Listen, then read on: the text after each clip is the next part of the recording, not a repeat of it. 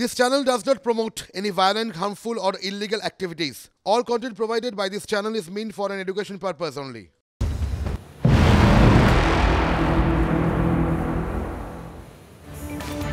কোয়েল যে কথা বলছিল 10টা মানেই যাবতীয় খবরের আপডেট আপনাদের ড্রয়িং রুমে পৌঁছে দেওয়া। কোয়েল, গতকাল আমরা দেখেছিলাম সন্ধ্যে 7টার পর থেকে রাত 3:20 পর্যন্ত টান একটা উত্তেজনা যে কোনো টেলিভিশন সিরিয়ালকে হার মানিয়ে দেয়।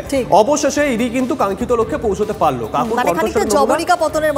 একদম কণ্ঠস্বরের নমুনা সংগ্রহ করলো। এরপরে কি করবে ইডি? এবং সবথেকে বড় কথা, ইডি এতটাই তৎপর হয়েছিল কেন এই কণ্ঠস্বরের নমুনা সংগ্রহ করার জন্য? কিভাবে নমুনা সংগ্রহ করা হয়ে থাকে? কেন এই ধরনের নমুনা সংগ্রহ অর্থাৎ ডিজিটাল এভিডেন্সের উপর জোর দেয় তদন্তকারী সংস্থাগুলো? কোয়েল, আমার মনে হয় এই প্রশ্নের উত্তর জানার সময় আবার এসে গেছে। গোটা বাংলার লোক এই প্রশ্নের উত্তর জানতে চান। এই মুহূর্তে আমাদের সঙ্গে যেমন রয়েছেন আমাদের সহকর্মী সিজার, তেমনই রয়েছেন প্রাক্তন সিবিআই কর্তা উপেন বিশ্বাস। উপেন বাবু স্বাগত। আমি শুভজিৎ। কোয়েল আমার সঙ্গে রয়েছে স্টুডিওয়ে, সিজার আমাদের সঙ্গে রয়েছেন বাইরে থেকে। কোয়েল, একবার সিজারের কাছে যাওয়া যাক। একদম সিজার, একটাই প্রশ্ন তোমার কাছে। কালকে তো অবশেষে বড়সড় সাফল্য ইডি পেল, কাকুর কণ্ঠস্বরের নমুনা তারা নিল, এরপরে তারা ফরেনসিকে পাঠাবে। এরপর ঠিক কিভাবে তদন্ত এগোবে? দেখো, যেটা ইডি সূত্র থেকে জানা যাচ্ছে, সেন্ট্রাল ফরেন্সিক সায়েন্স ল্যাবরেটরি যে ভয়েস স্যাম্পল তারা পাঠাচ্ছে সেটার সঙ্গে যে ডিজিটাল এভিডেন্স ইতিমধ্যেই অর্থাৎ যে কল রেকর্ডস তারা পেয়েছে সেটা মিলিয়ে দেখা হবে। এবং মিলিয়ে দেখলে পজিটিভ, যেটা একটু আগে সুজয় বলছিল, অর্থাৎ দুটো মিলে গেলে, যেটার ব্যাপারে ইডি আধিকারিকরা অনেকাংশেই নিশ্চিত, সেটা মিলে গেলে সেটাই কিন্তু সবথেকে বড় আদালতে গ্রহণযোগ্য প্রমাণ হবে। এবং তার ভিত্তিতে সেই কল রেকর্ডসে যে তথ্য তারা ইতিমধ্যেই পেয়েছেন সেটাকে ধরে তারা পরবর্তী ধাপে এগোবেন। এবং ইডি আধিকারিকদের যেটা ইঙ্গিত, এর পরের ধাপটাই কিন্তু একেবারে পিরামিডের শীর্ষে, অর্থাৎ এতদিন পর্যন্ত বিভিন্ন লেয়ারে তদন্ত হয়েছে, সেই লেয়ারের তদন্তর শেষে মূল মাথা কে বা এই শিক্ষাক্ষেত্রে নিয়োগ দুর্নীতির মূল বেনিফিশিয়ারি কে, কার হাতে নিয়ন্ত্রণ ছিল, সেই বিষয়টাকেই চিহ্নিত করার জন্য ইডি আধিকারিকরা ঝাঁপাবেন। বেশ, সঙ্গে থাকো সিজার। কোয়েল, একটু উপেন বাবুর কাছে যাওয়া যাক। সিজার যে কথা বলছিল, সিজার কথার প্রসঙ্গে ধরে যাই। অত্যন্ত গুরুত্বপূর্ণ ভয়েস স্যাম্পেল এই মামলার ক্ষেত্রে। উপেন বাবু, জেরা করে নয়, ডিজিটাল এভিডেন্সের উপরই কেন তদন্তকারী সংস্থা বেশি করে ভরসা রাখছে? কি কারণে? এটাই কি আধুনিক যে তদন্ত প্রক্রিয়া তার অঙ্গ? না, আমি বলি এটা আধুনিক নয়। আচ্ছা, এটা অনেক বছর আগের থেকেই এই ভয়েস টেস্টটা চালু হয়েছে ইনভেস্টিগেশনের মধ্যে। এইখানে একটা আমাদের দর্শকদের জন্য বলছি যে এর পেছনে একটা বিজ্ঞান আছে এবং আইনের কি এর মূল্য সেটা বোঝা দরকার। প্রথম হচ্ছে আমি বলি কি, যে এই যে সমস্ত দুর্নীতি হয় সেটা তো একটা চক্রান্ত করে এবং সেটা হচ্ছে অর্গানাইজড ক্রাইম হয়। তো অর্গানাইজড ক্রাইম হলে হয় কি, অনেক লোকের মধ্যে থাকে।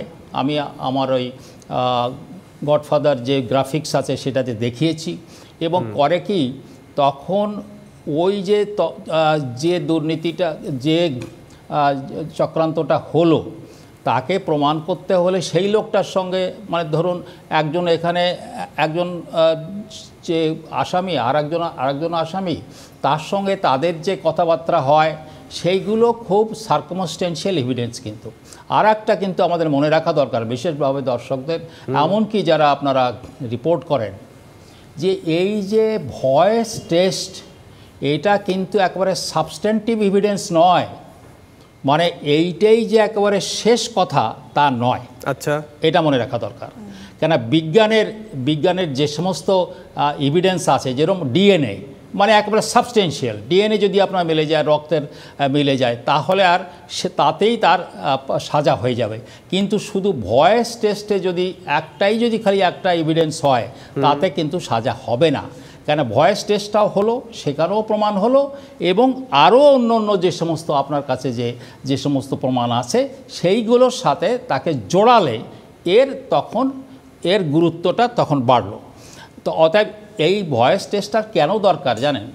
এখানে কি করবে আমি আর বলি, আমাদের বহু কেসে দেখেছি, যখনই তাকে ভয়েস টেস্টটা নামানো হলো, সে অন্যভাবে কথা বলবে। মানে যেরকম ধরুন আপনার সঙ্গে এখন আমি এইভাবে কথা বলছি, কিন্তু আমার যদি ভয়েস টেস্ট নয়, তখন বলো, হ্যাঁ ওই তো সেই মানুষ না, তখন আমি এইভাবে কথা বলবো। তাহলে ওই কথা বলার সঙ্গে ওর আসল কথার সঙ্গে মিল হচ্ছে না। ঠিক। তাকে সেইটাকে সূক্ষ্মভাবে বার করা, মানে সেই বিজ্ঞানটা পৃথিবীতে এখনও সৃষ্টি হয়নি। তাতে কি হচ্ছে, তবুও কি বলা যাচ্ছে যে ওর মধ্যে কিছু কিছু অংশ থাকে, যতই সে বিকৃত করুক কিছু কিছু অংশ থাকবে যেটা আসল যে তার ভয়েস, মানে যেভাবে সে কথা বলেছিল সেটা প্রমাণ হয়। এই হচ্ছে এই ভয়েস টেস্টটা করানো কিভাবে হয়, মানে কোনো স্ক্রিপ্ট করতে দেওয়া হয় কি, এবং কেন এটাকে নেওয়া হয়? আগে কোনো স্ক্রিপ্ট, কোনো লেখা কি পড়তে দেওয়া হয়? স্ক্রিপ্ট মানে ও না আমি বলি কি, শুনুন, এটাকে নানা দেওয়া হয়, মানে একটা খালি স্ক্রিপ্ট দেওয়া হবে, কেন একটা স্ক্রিপ্ট দিল, আর একটা বলা হলো কি যে এই যে কথাটা, একটা কথা ওকে মানে বাজিয়ে শোনানো হলো, যে আপনি এরকম কথা বলেছিলেন, তো এইভাবে করে কি নানাভাবে তাকে নানা দিক থেকে তার ভয়েসটাকে টেস্ট করা হয়। আর এই ভয়েস টেস্টটাকে নিয়ে কিন্তু ল্যাবরেটরিতে ফেলতে হবে। সেই ল্যাবরেটরিতে গিয়ে পুঙ্খানুপুঙ্খারূপে সে দেখবে যে তার আসল যে নর্মাল ভয়েস, যেটা নর্মালি সে কথা বলে, এইখানে কি সেইভাবে বলেছে। যদি এইখানে না বলে থাকে, আবার কিন্তু সেই সায়েন্টিস্ট বলবে, ভাই I am sorry, you get back. এই প্রিজুমিং যে কোনো, ধরুন এরা তো খেলোয়াড়, এই কে বলে কালীঘাটের, কে বলে কাকু,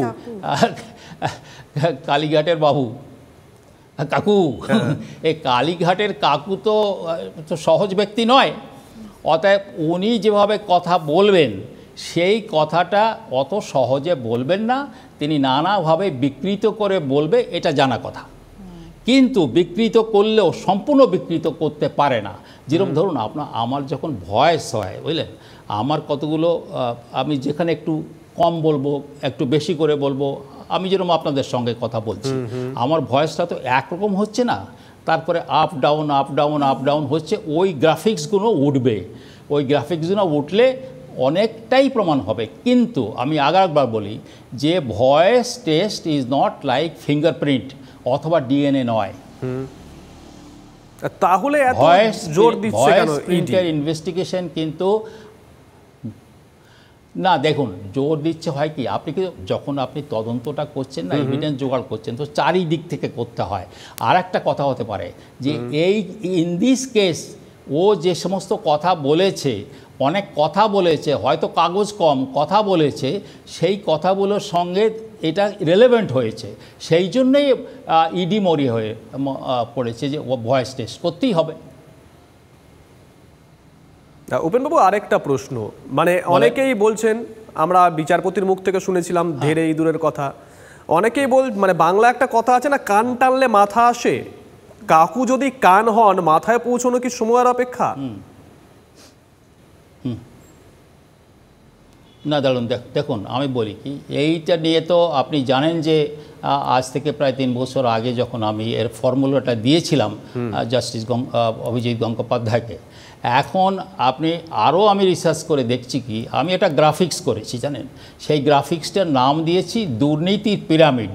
আমি সেটা আপনাদের একটু দেখাচ্ছি, দেখুন। এই যে দুর্নীতির পিরামিড কি হয়, যে আপনার যদি ক্ষমতা না থাকে তাহলে দুর্নীতি সাধারণত পাওয়ার করাপ্টস, তার মানে ক্ষমতা থাকলেই দুর্নীতি করা খুব সহজ হয়। এবং আমাদের যে একেবারে দুর্নীতি তো ভরে গেছে আমাদের এখানে, আমরা তো বলছি একেবারে সাগরের তলায় চলে গেছে, এবং একদিকে নয়, কতটা দিকে এই দুর্নীতি ঢুকেছে। এই দুর্নীতি যারা করে আবার তারা খুব সাহসী লোক, সাহসী বলতে তার পিছনে মানে যারা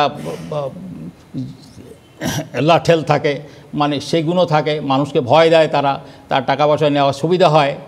এবং সেইটার পরে এই কয়টা 3টে জিনিস দেখুন, একটা হচ্ছে ক্ষমতা চাই তার, ক্ষমতা হলে তার দুর্নীতি হবে, দুর্নীতি আর চাই তার মাসলমান, সেটা হয়ে যায়, সেটা হলেই তার জয়, মানে সে যা কিছু করতে পারে। যেরকম দেখুন, আমি অনুব্রতর কথা বলি, অনুব্রত সে নিজে, আজকের কথা সেই আগের অনুব্রত, সে অন্য লোকের একটা গাড়ি, বহু টাকার গাড়ি, লক্ষ লক্ষ টাকার গাড়ি জোর করে সেই গাড়ি নিয়ে সরকারি ফ্ল্যাগ তুলে সোজা চলে আসতো সে SSKM-এ, এবং সে বলতো যে আমাকে এখনই উডবান ওয়ার্ডে ঢোকাও। এটা সম্ভবপর হয়েছে কেন? আপনি যদি এই গ্রাফিক্সটা ভালো করে দেখেন, তাহলে ওই জয় মানে সে যা কিছু করবে। অর্থাৎ এই যে কালীঘাটের কাকু, এতদিন ধরে এসএসকেএম রয়েছে, তার জন্য তো দায়ী এসএসকেএম। আমি যদি আজকে আমার চিকিৎসার জন্য যাই তো আমাকে লাইন দিয়ে দাঁড়াতে হবে, সেখানে আমি পাবো কি না পাবো। অতএব কালকে যখন বেল হয়ে যাবে তাক করে লাফ দিয়ে গিয়ে তিনি ঘুরে বেড়াচ্ছেন। আমি তো এক্সাম্পল দিতে পারি, এর আগে যারা যে সমস্ত মন্ত্রীরা অ্যারেস্ট হয়েছে তারা যখনই বেল হয়েছে লাফ দিয়ে যে সে ঘুরে বেড়াচ্ছে, নিজেদের মোটরসাইকেল করে বেড়াচ্ছে। এমনকি আমি অল ইন্ডিয়া বেসিসে একটা লোকের কথা বলতে পারি, সে তার সাজা হয়ে গেছে, 3-4টা কেসে সাজা হয়ে গেছে, তারপরে এই মেডিকেল গ্রাউন্ডে বেল পেয়ে তিনি এখন বড় মাতব্বর হয়েছে, ঘুরে বেড়াচ্ছেন বিভিন্ন জায়গায়। আপনি যার নামটা বললেন না, কথা বললেন, আমরা অনুমান করতে পারি মানে ভারতবর্ষে তৎকালীন সময় অত বড় দুর্নীতি আগে হয়নি, আপনি যেটা তদন্ত করেছিলেন আমাদের পার্শ্ববর্তী রাজ্যে। করবে, কিন্তু আমি তো মুখে নাম বলতে পারি না। আমরা বুঝতে পারছি, দর্শকরা বুঝতে পারছে। এমনি এইখানে ওয়েস্ট বেঙ্গলে, হ্যাঁ বলুন। আমরা ওয়েস্ট বেঙ্গলে একটা টেমপ্লেট তৈরি করেছি। সেই টেমপ্লেটটা হচ্ছে এই মানে দুর্নীতির পিরামিড, তার উপরে হচ্ছে ক্ষমতা, তার মানে ট্রায়াঙ্গেলটা, তার আর একটা দিকে তার হচ্ছে দুর্নীতি, আর একটা দিকে হচ্ছে তার মাসেল পাওয়ার। এই 3টে জিনিস হলেই সে যা কিছু করে বেড়াবে এবং তাকে কেউ কিছু ধরতে পারবে না, এবং সে মহারাজ। তেমনি কালীঘাটের কাকু শুধু কাকু না, প্রভাবশালী, তার সঙ্গে বহু উপরে। আপনার আর একটা কোশ্চেন আপনার আছে যে তাহলে এইখানে কি সেটা সেই দিকে যাবে? নিশ্চয়ই যাবে। সে তো নিজেই বলেছে যে আমার বসকে কেউ হাত দিতে পারবে না, সে তো বলেছে। উপেনবাবু, আরেকটা প্রশ্ন, আপনি যে তদন্তের কথা বললেন আমরা প্রত্যেকে জানি, আপনার সঙ্গে এর আগে কথা হয়েছিল আমাদের, আপনি বলেছিলেন সেই সময় আধিকারিকরা তখনকার মানে ওই রাজ্যের সরকারের আধিকারিক আপনাদের তদন্তে সহযোগিতা করেছিল, যেটা এ রাজ্যের ক্ষেত্রে হয় না, বিরল বলা যায় না, একেবারে হয় না, আপনি সেই অভিযোগটা করেছিলেন। আমার একটা নির্দিষ্ট প্রশ্ন, তদন্ত করতে গিয়ে অনেক সময় তো কেউ না কেউ বাধা দিয়েছে। আমি যদি এ রাজ্যের কথা বলি, ইডি মনে করেছে এসএসকেএম এর ভূমিকা সন্দেহজনক, এটাকে শুধুমাত্র মনে করার মধ্যেই থাকবে, আদালতে হলফনামা দেওয়ার মধ্যেই থাকবে, নাকি যাদের যাদের ভূমিকা নিয়ে সন্দেহ করছে তদন্তকারী সংস্থা তাদের দিকেও আস্তে আস্তে আতুশকাজটা নিয়ে যাবে তদন্তকারী সংস্থা, মানে তাদেরও বিপদ বাড়তে পারে? দেখুন, আপনি যদি একেবারে সূক্ষ্মভাবে তদন্ত করেন, এই যে এসএসকেএমের লোকেরা, তারা যারই কথায় যে কাজটা এরা করলো, সেটা আগেও হাইকোর্ট বলেছে না যে এই এসএসকেএম হয়েছে হচ্ছে এই তোমার এই যারা বড় মাতব্বর তাদের জায়গা, আনন্দ করার জায়গা, তাহলে এরা কেন পার্ট অফ দিস কনস্পিরেসিতে যাবে না কেন? হয় এসএসকেএমের যে হসপিটালের যে ডাক্তার, তারা কার কথায় তারা এই অন্যায় কাজটা করছে, তারা অন্যায় কাজ করছে। অতএব এই যে অন্যায়ের যে মানে পুরো একটা সার্কেলের মধ্যে এই লোকগুলো পড়েছে। আমি তো আগেই আমার গ্রাফিক্সটা দেখে বলেছি, একটা টেমপ্লেট তৈরি হয়েছে ওয়েস্ট বেঙ্গলে। এই টেমপ্লেটটা হচ্ছে আপনাকে আগেও বলেছি যে তার উপরে হচ্ছে ক্ষমতা, হিংসা, দুর্নীতি এবং আর হচ্ছে তার মাসেল পাওয়ার।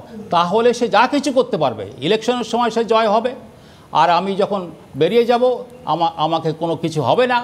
অতএব এই জায়গার থেকে বেরোনো এত সহজ না। এইবার হচ্ছে যে আপনি বলেছিলেন যে যারা মানে আমলারা কোঅপারেট করছে, আমি বলবো কি যে শুধু আমলা নয়, মানে যেভাবে আমরা ফোর্ডার স্ক্যাম তদন্ত, অত বড় মানে স্ক্যাম তো ভারতবর্ষে তো হয়নি, মানে তদন্ত করেছি।